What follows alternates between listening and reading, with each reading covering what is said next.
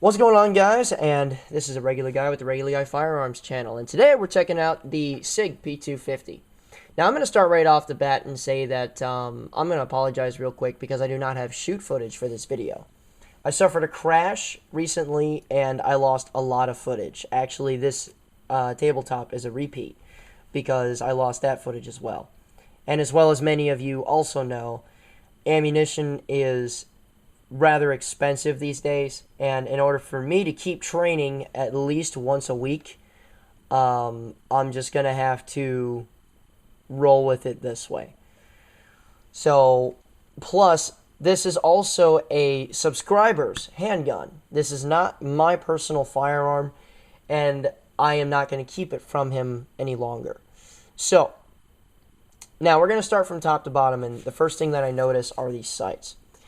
The very first thing that I do notice is this rear sight.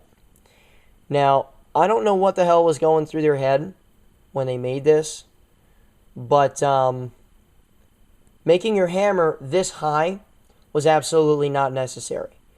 There are a lot of handgun manufacturers out there, and they all find a way to get that hammer a little bit lower. Well, most of them find a way to get that hammer a little bit lower so that you can still reserve the sight radius bonus and have it dovetailed in so that they can replace their sight with aftermarket sights and easier to install sights versus having to run the Sig P250 only style freaking sights in there. To me, that was just not done very well. It's really not that hard to reduce the size of a hammer and move a firing pin channel down some. I don't really know what the hell was going on when they did that, and that's a huge pet peeve for me. As far as handgun manufacturers making proprietary stuff, particularly Germans, and I don't understand that, but, you know, it is what it is. Your front sight, however, is dovetailed in, so that's a bonus for guys that are used to doing that.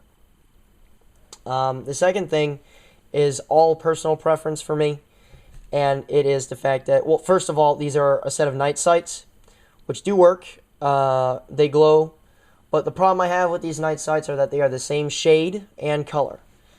And the problem is that when you have sights that are the same shade and color, what you can possibly do under speed is misalign those dots in low light or dark situations, especially when you're under a little bit of stress and your heart's pounding some. Now, a lot of guys are going to sit here and they're going to try to be armchair experts and say, oh, well, I can tell which sight's closer to my face, and you know what, that's perfectly fine. But go take a tactical response, Haley Strategic, Costa Ludus, Tactical Firearms Academy class that has to deal with low light and night, and you'll be humbled really quick, because one of two things is going to happen. You're either going to change your night sights or you're going to get a light. Okay, and if we're talking about just running the sights, a 3-dot setup that's the same shade and color is not going to cut it. So, now I'm done beating that up. The next thing is this slide release. What is kind of nice is the theme around this gun, that you can change it to operator preference, or you have controls that are automatically operator preference. For instance, this slide release is indeed a ambidextrous slide release. Now, the way that Sig had envisioned this gun, or most of their guns, as far as their extractors are, or I'm sorry, not their extractors, their slide releases are concerned, is that they designed them to be a release. And that, yes, it'll lock the slide to the rear, and then the shooter is supposed to be able to easily reach that release and send the slide forward. Now, this might be specifically because of the technique I use, but when it comes to an aggressive high thumbs forward grip, the problem that I have with this gun is that my thumb rides right on that slide release. So it is with near certainty, I mean like 98% of the time that I shot this gun, I did not achieve slide lock the entire time. And it was absolutely not the fault of the gun whatsoever. It was just a simple fact that this slide release is made to be a release and it's pushed further to the rear. So, good and bad depending on what your technique is. The next thing is that a 1913 style Picatinny rail, and I don't know why I put this down, which is good because unlike other manufacturers in the business, they have decided to come to the rest of the world and use 1913 style, which is good. Another really good thing about this particular handgun is the fact that the trigger guard here is hooked and stippled. So if you use that as a part of your grip, I personally don't, so I'm indifferent, but if you do use this, that's a big positive thing because there are a lot of handguns out there that round that. So, not bad at all. Moving on to the frame. Now, the frame, personally, and you guys know this through the channel, that I am a huge stippling fan. So, personally, I'm not a fan of the actually very smooth surfaces on this gun. Was it a problem to shoot? Absolutely not.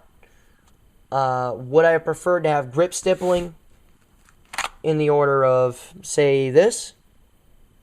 Yes, I would have personally preferred that. But to each his own, you know. I didn't really find this grip a problem. So, you know, it is what it is. Now, like I said, they tried to do this in a ambidextrous way. So, this magazine release is reversible. It is.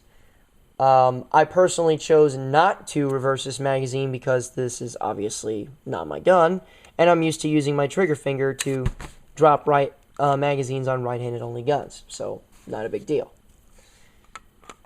Now, what I do like also is the cutout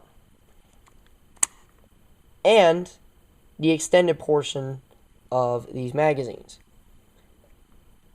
This is because if you do encounter a double feed malfunction, right, it's not like the double feed malfunctions that you train with and they're very easy to clear. If you encounter a real double feed malfunction, it is much harder to get out of there.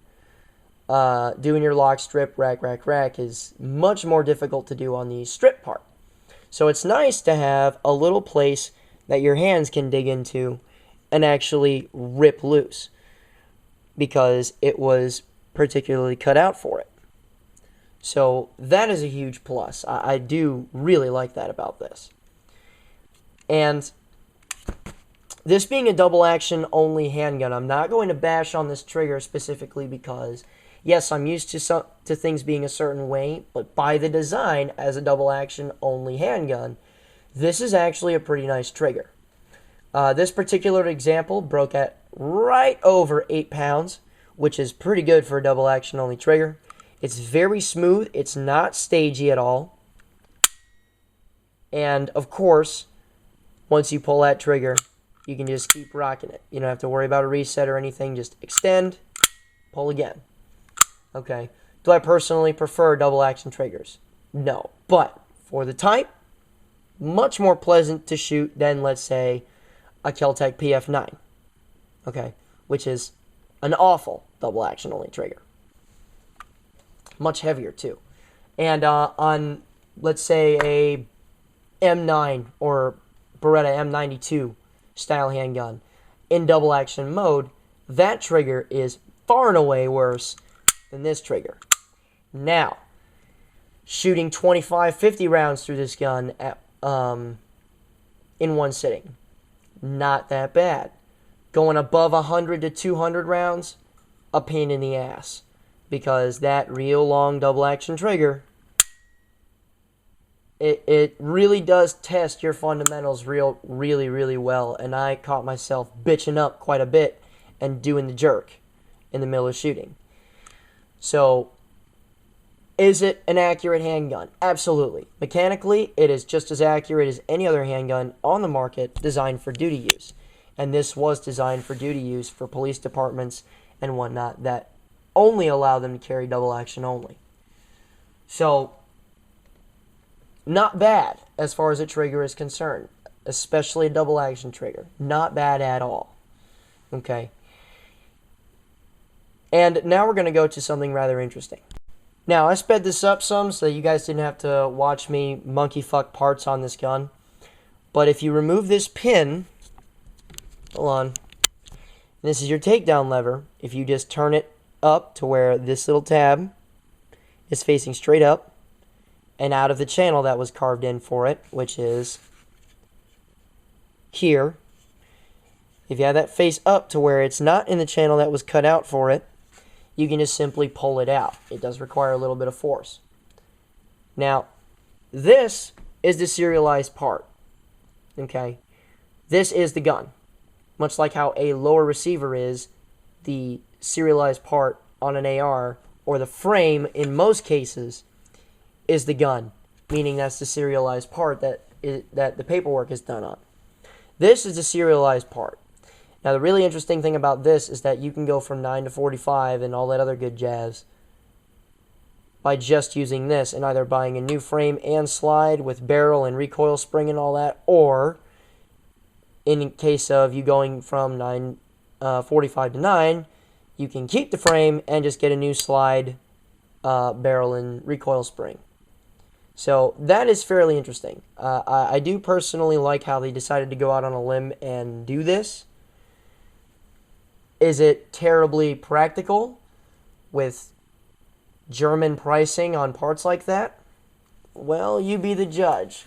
Price is very, very, very subjective. So I'm not going to go ahead and say that it's worth it or not.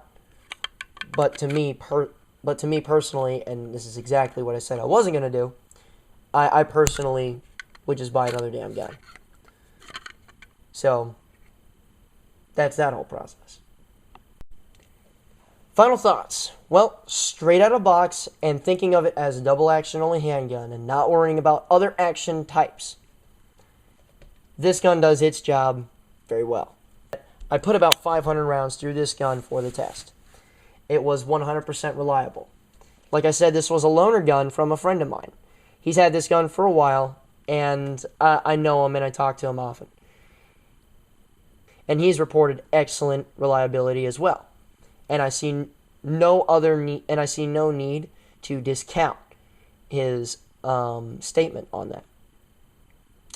And finally, the gun is polymer, which means that it will be at a lower cost point, selling point than a lot of Sig handguns out there. So, if you're in the market for a double action only handgun, personally, I would say check these guys out. Okay? On a global standpoint, I personally don't prefer it because double action only handguns are slow as shit. They just are. The difference between this long ass trigger pull and having to reset all the way out versus a single action only, or a striker fired handgun is just slow. And that is personally why I don't like double action only handguns. But reviewing it specifically as a double action only gun in its class, this is good to go. So, hope you guys liked watching. Be prepared to smack that like button in the face on the way out, and remember, a regular guy's firearm is the last defense against tyranny. Be easy, guys.